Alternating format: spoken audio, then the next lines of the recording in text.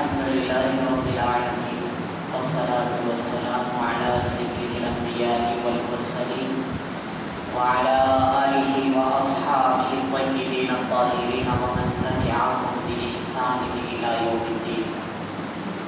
أما بعد فقد قال الله تبارك وتعالى في كلامه المجيد: أعوذ بالله من الشيطان الرجيم، بسم الله الرحمن الرحيم. إن الذين قالوا ربنا الله ثم استقاموا تتنزل عليهم الملائكة ألا تخافوا ولا تحزنوا وأبشروا بالجنة التي كنتم توعدون.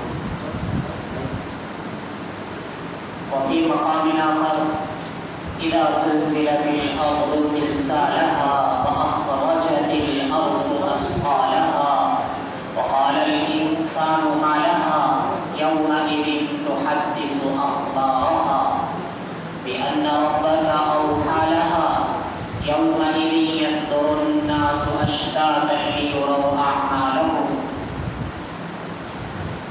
فمن يعمل مثقال ذرة خيرا يره ومن يعمل مثقال ذرة شرا يره. صدق الله العظيم.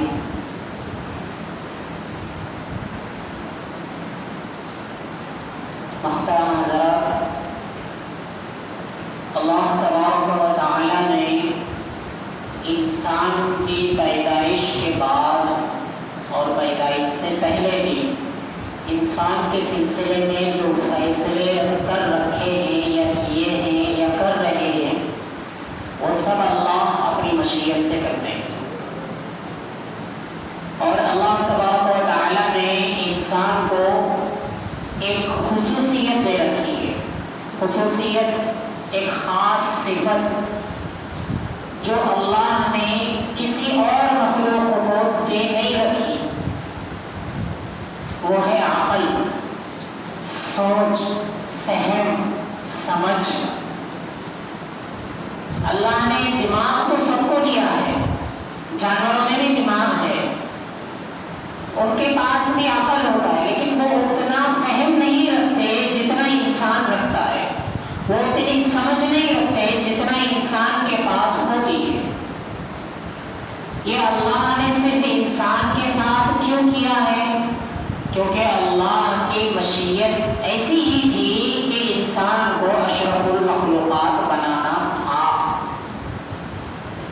ساری مخلوقات میں انسان کو ایک الگ اپ گریڈ کر کے دکھانا تھا اللہ کو.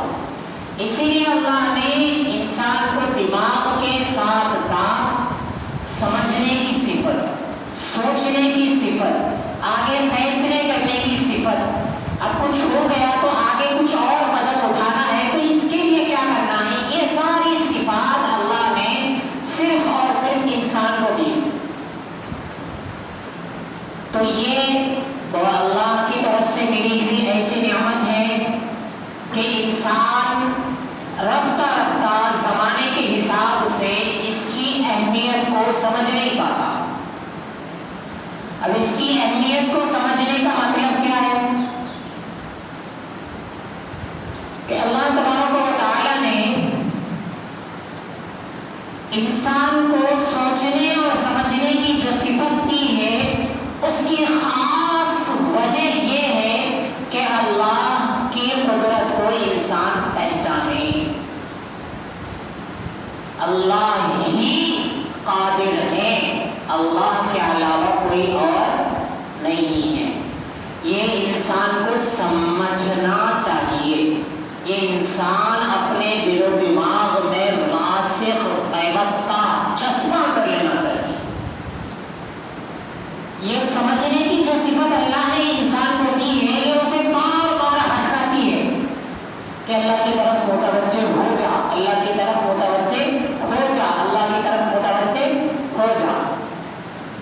اچھا، آج یہ صفت انسانوں میں بہت کم ملتی. اس کی بہت بڑی وجہ، بہت بڑا نقصان کیا ہے؟ اللہ کی قدرت کو نہ پہچاننا. اللہ کی قدرت اللہ نے بہت ساری چیزوں کو بنایا ہے. اللہ ہی قادر ہے, اللہ ہی شہنشاہ کل ہے, اللہ ہی مختار کل ہے, اللہ ہی قادر مطلق ہے. یہ اللہ کی قدرت کو انسان سمجھ نہیں پاتا, اس کی وجہ سے اس کی یہ صفت کہ صرف اور صرف اللہ ہی قادر ہے یہ کمزور ہو جاتی ہے. کیوں کمزور ہو جاتی ہے؟ اس کے استقامت کم ہونے کی وجہ سے. اب استقامت ایک نئی چیز ہے. استقامت کمزور کیوں ہوتا ہے؟ ایمان کے کمزور ہونے کی وجہ سے. ایمان کمزور کیوں ہوتا ہے؟ اعمال میں کوتاہی ہونے کی وجہ سے. اعمال صالحہ میں کوتاہی کیوں ہوتی ہے؟ صحبت کی وجہ سے, اثرات کی وجہ سے, ماحول کی وجہ سے. ہمارا اٹھنا بیٹھنا ان لوگوں کے ساتھ ہو جس کو دیکھنے سے اللہ یاد آئے. میں نے 4 چیزیں بتائی. ایک, اللہ کی قدرت کو پہچاننے میں کمی کیوں ہوتی ہے؟ استقامت کی کمی کی وجہ سے. استقامت میں کمی کیوں ہوتی ہے؟ ایمان میں کمی ہونے کی وجہ سے. ایمان میں کمی کیوں ہوتی ہے؟ اعمال صالحہ میں کمی ہونے کی وجہ سے. یہ 4 چیزیں آج ہم سمجھ لیں گے انشاءاللہ. تو اللہ کے نبی صلی اللہ علیہ وسلم نے بہت سارے ارشادات فرمائے. اس میں ایک ارشاد اللہ کے نبی صلی اللہ علیہ وسلم کا یہ ہے کہ انسان کا بہترین دوست وہ ہے جس کو دیکھنے سے انسان کو اللہ یاد آ جائے. تو سب سے پہلے ہمیں اپنی دوستی دیکھنا ہے کہ ہمارے دوست ایسے ہوں کہ ان کو دیکھیں تو ہمیں اللہ یاد آ جائے. اللہ کے یاد آنے کا مطلب کیا ہے کہ اللہ کے احکامات, اللہ نے جن چیزوں کو منع کر دیا ہے, جن چیزوں سے رکنے کا حکم دیا ہے, ان چیزوں سے رک جائیں ہم. یعنی اب اگر کھلی ہوئی بات کر دیں, ہم ایسا کوئی کام کر رہے ہیں جو شرعاً جائز نہیں ہے, تو ہمارا وہ دوست ہم سے سوال کرے کہ بھئی یہ شریعت میں جائز نہیں ہے, اللہ نے اس کی اجازت نہیں دی. اللہ کے نبی صلی اللہ علیہ وسلم نے اس کام سے منع فرمایا ہے. قرآن میں صراحت کے ساتھ ان چیزوں سے روکنے کا حکم دیا, تم یہ کیوں کر رہے ہیں؟ ایسا دوست ہمارا ہو. آدمی شراب پی رہا ہے, اس کا دوست اس کو نہیں روک رہا ہے تو اس کی دوستی اس کو کچھ فائدہ نہیں دی.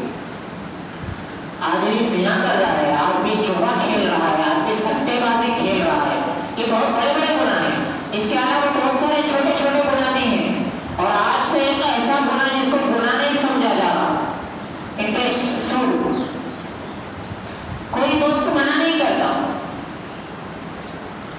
دوست کی تنگ دستی گزر رہی ہے, لیکن وہ تنگ دستی کے عالم میں بھی اگر اللہ پر بھروسہ رکھیں کہ اللہ ہی قادر ہے, اللہ آج نہیں تو کل مجھے دیکھیں, اگر اس بات کا یقین اس دوست کو بھی ہو, تنگست حالت میں زندگی گزارنے والے آدمی کو بھی ہو, تو دونوں کی دنیا و آخرت سمجھ جائے گی. لیکن دوست اس کی تنگستی کی زندگی دیکھ رہا ہے, اس کو مشورے بھی دے گا کہ انٹرسٹ میں وہاں پیسے مل رہے لے لو. تو یہ دوستی جو ہے نا, یہ دوستی ہی انسان کا ایمان سنوارتی ہے, بگاڑتی ہے. سب سے پہلے اپنی دوستی کو خیال کریں کہ جس کو دیکھنے سے شریعت کی پابندی ہو, جس کو دیکھنے سے اللہ کی نافرمانیاں چھوٹ جائیں, جس کے ساتھ رہنے سے سنت پر عمل کرنا آسان ہو, ایسی دوستی سب سے پہلے انسان کو چوز کرنی چاہیے.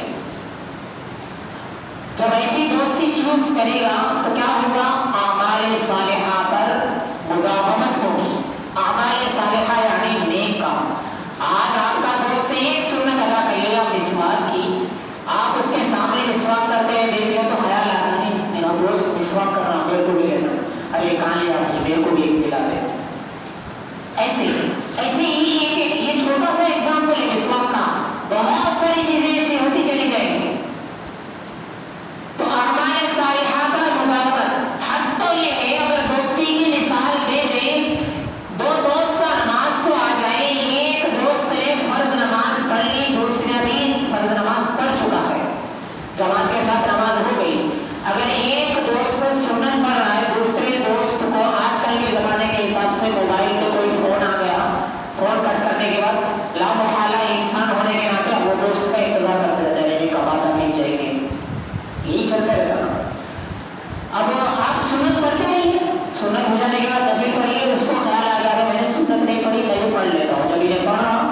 اس کی نماز ہونے تک میری بھی سنت ہو جائے، سنت پڑھ لے۔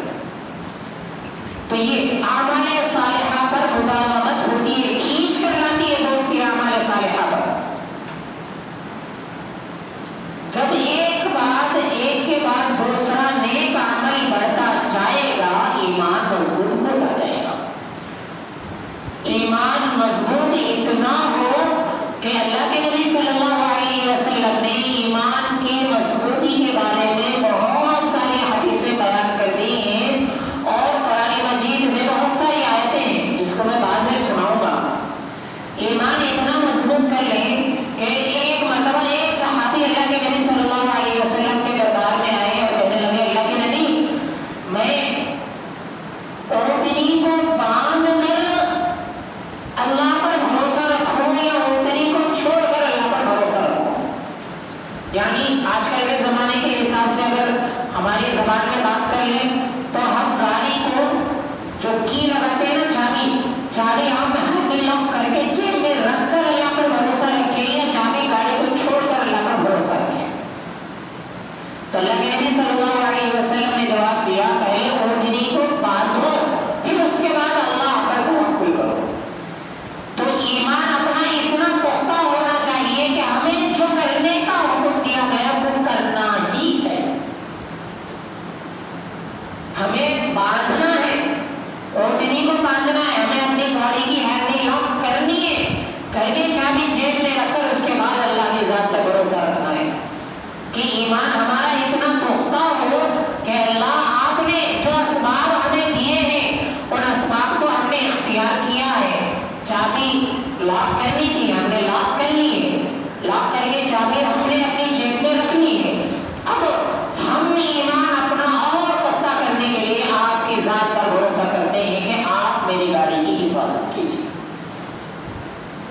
اور ایمان کو پختہ کرنے کے لیے اللہ کے نبی صلی اللہ علیہ وسلم نے ایک حدیث یہ بھی بیان فرمائی، اگر اپنی چپل کا تسمہ بھی ٹوٹ جائے تو اللہ سے مانگو۔ تسمہ بولے تو پٹی، چپل کی پٹی ٹوٹ جائے تو وہ بھی اللہ سے مانگو۔ اچھا، اس کو ذرا کھول کے بات کریں گے۔ ہمارے دماغ میں آتے جب چپل ٹوٹ گیا، چپل سینے کے پاس سلانے والے کے پاس، سینے والے کے پاس چلے گئے، انہیں سیکھے دے دیتا، اس کو بھی اللہ سے مانگنا، ہاں مانگنا ضروری ہے۔ کیوں؟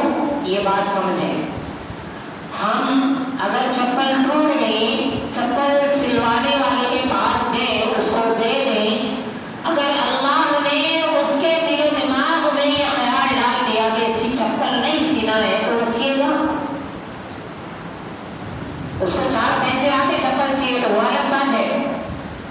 اللہ مختار کل ہے، اللہ جو چاہتے ہیں وہی ہوتا ہے۔ اللہ نے اگر اس کے دل و دماغ میں یہ بات ڈال دی کہ وہ شخص آپ کا چپل نہیں سیے گا تو دنیا کا کوئی دھارکاری جا کر وہاں پر آپ کی چپل نہیں سلا سکتا۔ تو پہلے اللہ سے مانگو کہ اللہ میری چپل ٹوٹ گئی ہے، اس کے سلوانے کے ذرائع پیدا کر دیجیے۔ اس کے بعد آپ جائیں، ہو سکتا آپ نے اللہ پر بھروسہ نہیں کیا، سیدھا چپل سلانے والے کے پاس چلے گئے، انہیں چھٹی لگا کے اس دن نہیں آیا، کیا کرتے؟ اب وہ چپل سینے والا موجود بھی ہے، انہیں سینا بھی چاہا لیکن اس کی سوئی ساتھ نہیں دے رہی، تالا ٹوٹ جا رہا۔ یہ ساری چیزیں ہو سکتی، آپ کتنا بھی ٹرائی کر لیں، جب تک اللہ پر یقین کامل آپ نہیں کریں گے وہ کام ہوگا ہی نہیں۔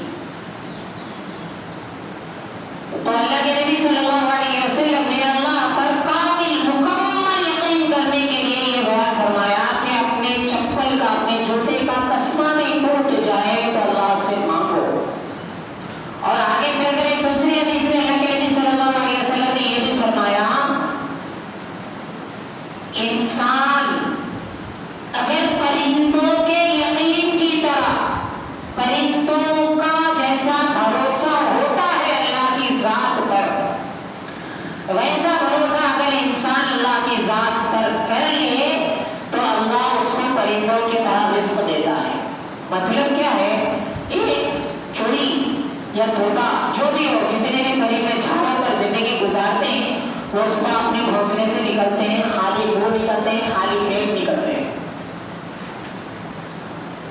جہاں چاہے وہاں گھومتے رہتے ہیں، جہاں کا ان کا ارادہ ہوتا ہے، جہاں اللہ ان کو پہنچنے کی طاقت دیتے ہیں وہاں تک گھومتے ہیں، جہاں بھی اللہ ان کا رزق میسر کر دیتا ہے کھا لیتے ہیں، اور پیٹ بھر کر اور اپنے منہ میں، اپنے چونچ میں اپنے بچوں کا رزق لے کر واپس آتے ہیں۔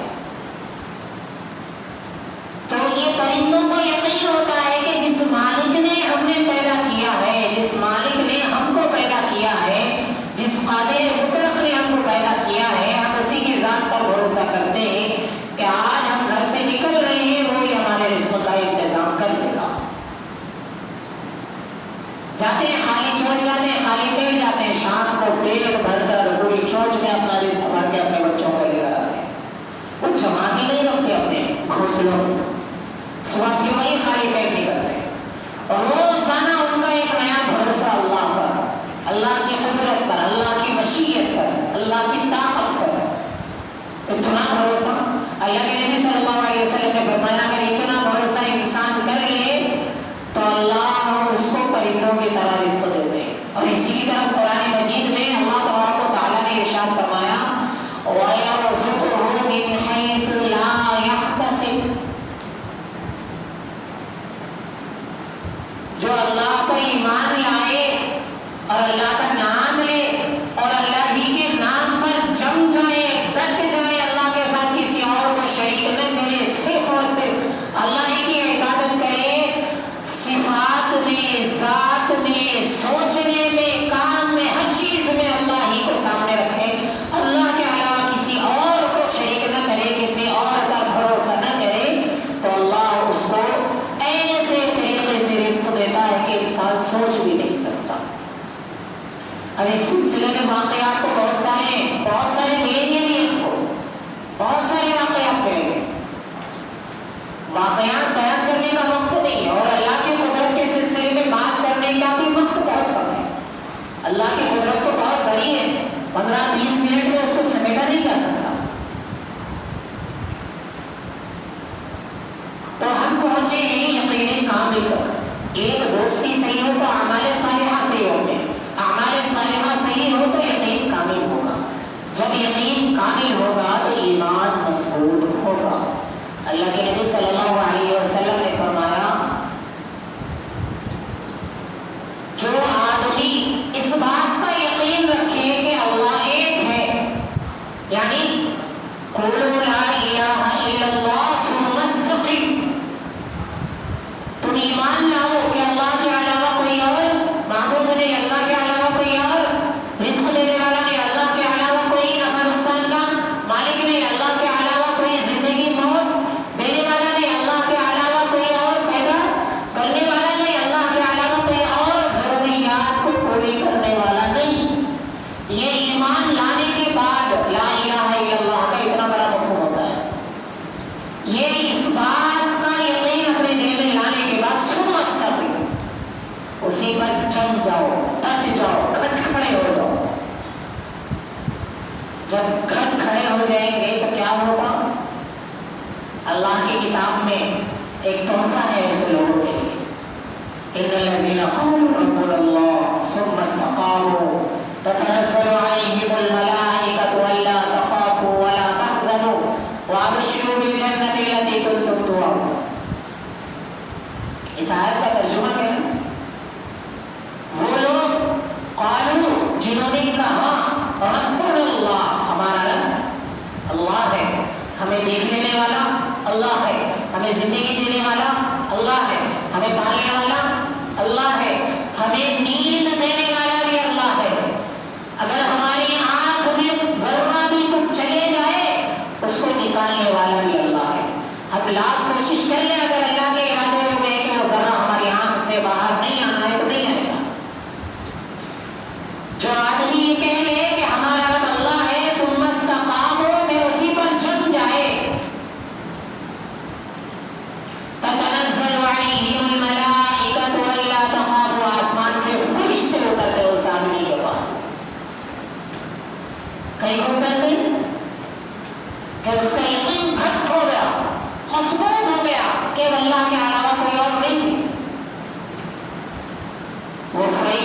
آدمی کے پاس آئیں گے، اللہ تخافوا ولا تحزنوا، ڈر رکھو۔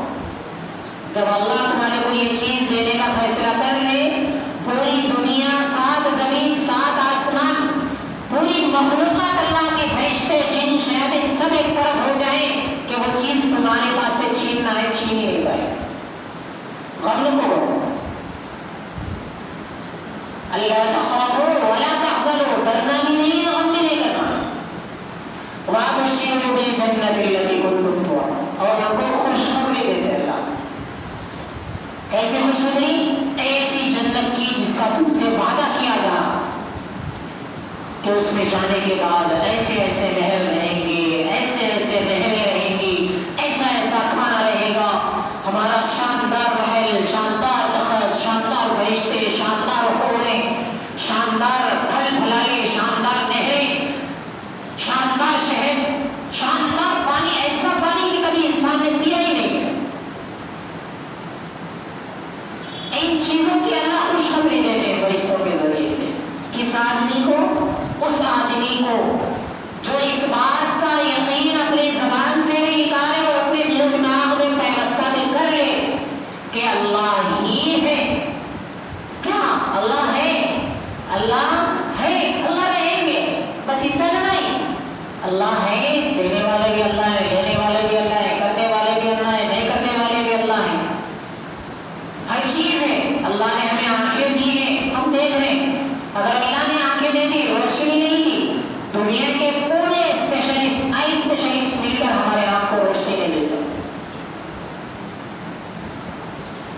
ایسا یقین اللہ پر رکھنا ہے، ایسا یقین اللہ پر رکھیں گے تب جا کر ایمان مضبوط ہوگا۔ جب ایمان مضبوط ہوگا تو کیا ہوگا؟ اس بات کا یقین آئے گا جس کا اللہ نے ہمیں یقین کرنے کا حکم دیا۔ اللہ کے قدرت کو پہچانو۔ ایسا پہچاننا ہے اللہ کی قدرت کو، قرآن پڑھ کر اللہ کی قدرت کو پہچاننا ہے۔ کیسا؟ قرآن پڑھ کر۔ میں ایک چھوٹا سورہ اس کی تفسیر کر دیتا ہوں، اس کا ترجمہ، تفسیر بھی نہیں، تفسیر بہت لمبی چوڑی ہو جائے، ترجمہ وہ سورت اپن سمجھ لیں تو اللہ کا کلام، اللہ کا کلام کیسا ہے، اور اللہ نے اپنے کلام میں اپنی قدرت کا کتنا بڑا مظاہرہ کر دیا ہے، اس کا اندازہ ہمیں ہو جاتا۔ انسان زندگی گزار رہا ہے 60 70 زیادہ سے زیادہ 80، زیادہ بھی چلے گئے 100 سال کے بعد انسان کا انتقال ہو جاتا۔ ہو جانے کے بعد اس کے ساتھ کیا ہوتا؟ اگر اس کے جسم میں سے روح اللہ نکال لے تو یہ جو جسم باقی ہے، یہ جسم کچھ کر سکتا ہے کیا؟ اپنی جگہ سے ہل سکتا ہے کیا؟ اس کی تجہیز و تدفین ہو جائے، اس کو نہلاتے، غسل دیتے، کفن پہناتے، جنازے کی نماز پڑھاتے، لے کے جاتے، دفن کر دیں۔ ہمیں اتنا ہی حکم ملا تدفین کرنا ہے، کر لیا۔ اب کرنے کے بعد اس کے ساتھ کیا ہوگا؟ سوچا ہے ہم نے کبھی کیا ہوگا؟ اس کی جو روح نکالی گئی تھی، اس کی روح نکل جانے کے بعد ہم نے جو اس کی نماز جنازہ پڑھی ہے، اس کے تجہیز و تکفین کا انتظام کیا ہے، اس کو دفن کیا ہے، ہم دفن کر کے جب چلے جائیں گے اس کی روح اس کو واپس کی جائے گی قبر میں۔ ہم لا نہیں سکتے اپنی روح، اتنی قدرت ہے ہمارے کو۔ آج ہم کتنا بھی کما لیں، دنیا کے نمبر 1 ارب خرب ملینئر بن جائیں، ہم اپنی روح کو واپس لا سکتے ہیں کیا؟ نہیں۔ اللہ بھیجیں گے، آئے گی وہ روح ہمارے پاس، ہمارے اندر آئے گا، پھر ہم اٹھ کر بیٹھیں گے۔ اس کے بعد سوال ہوگا۔ کیا سوال ہوگا؟ کتنا کمائے، کتنا خرچ کرے، کیا کرے، کیا نہیں کرے، یہ سب نہیں۔ سب سے پہلے سوال ہوگا من رب ہوگا، کیا تمہارے کو زندگی موت دینے والا کون تھا، کون ہے، تمہارے رزق کا انتظام کرنے والا کون ہے، اس کے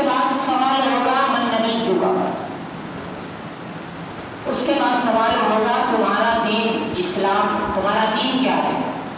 اگر ہماری دوستی صحیح رہ کر، میں پھر شروع سے آ رہا ہوں اور سے سنیے، ہماری دوستی صحیح رہ کر ہم اعمال صالحہ پر پابندی کریں گے، ہمارا ایمان پختہ ہوگا، ایمان پختہ ہوگا تو یقین کامل ہوگا، یقین کامل ہوگا تو اللہ کے قدرت پہ مکمل بھروسہ ہوگا، تب جا کر ہماری زبان سے یہ بات نکلے گی کہ رب اللہ، ہمارا رب اللہ ہے، ہمارا نبی محمد صلی اللہ علیہ وسلم، میرا دین اسلام ہے۔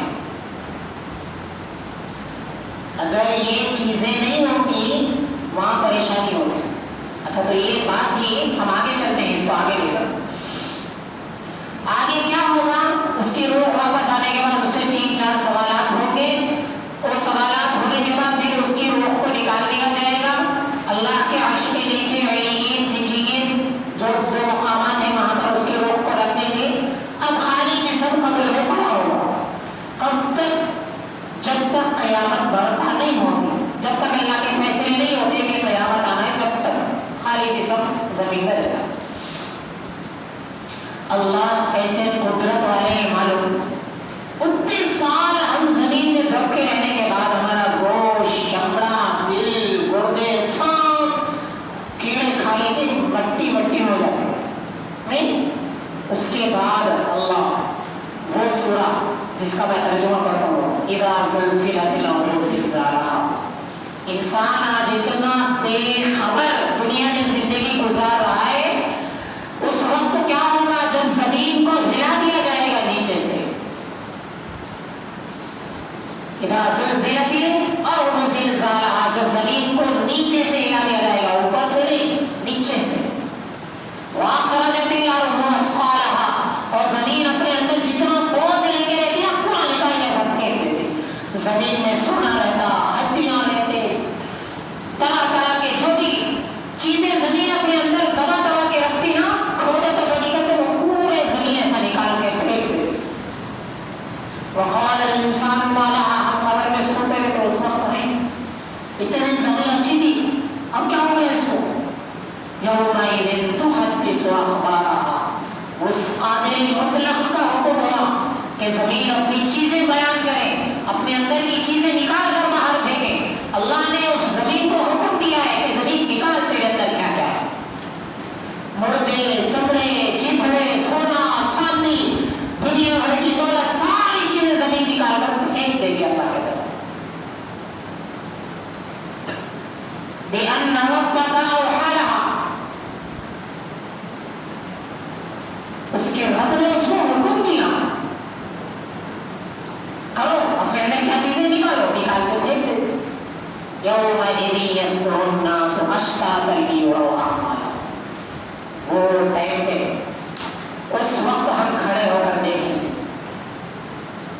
لیروا اعمالهم، ہم نے کیا کیا ہے، کیا کیا؟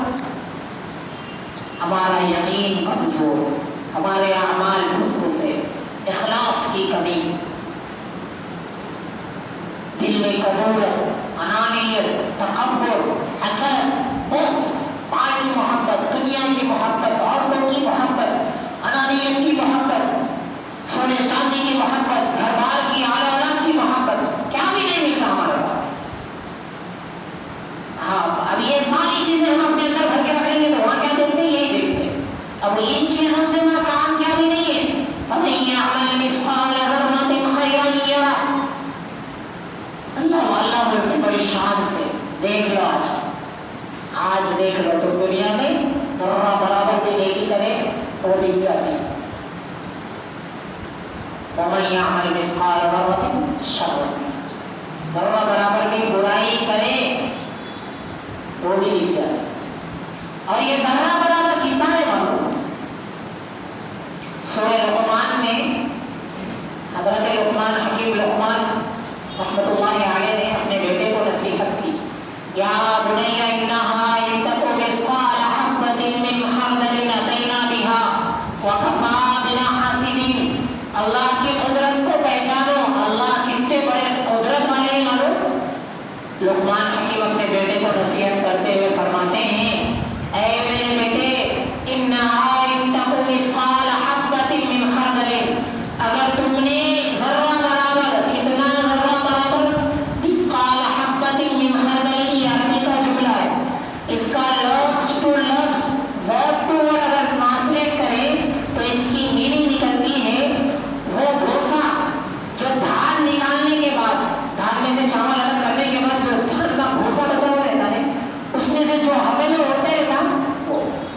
اتنا چھوٹا لگا آدمی اس کو پکڑ سکتا؟